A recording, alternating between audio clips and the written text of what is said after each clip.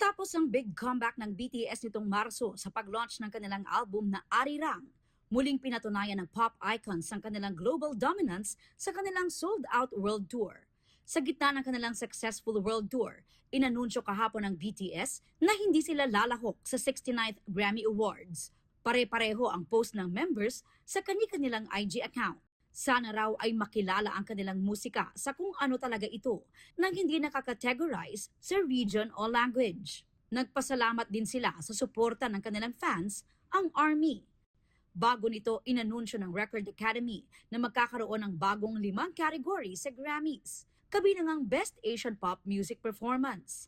Ayon sa Grammys, kikilalanin sa kategorya ang husay ng Asian Pop Music Performances. Kabilang sa mga pwedeng isali dito, ang K-pop, J-pop at C-pop na ginamitan ng isa o higit pang Asian language. Pero ang desisyong ito, umani ng magkakaibang reaksyon online. Sabi ng fans, tila hakbang ito para ilayo ang Asian artists sa pagkakataong manalo sa major categories.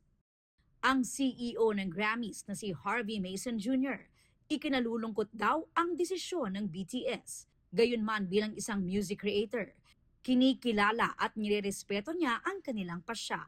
Nilinaw niya na ginawa ang Asian Pop category para i-celebrate ang pop artistry sa Asia.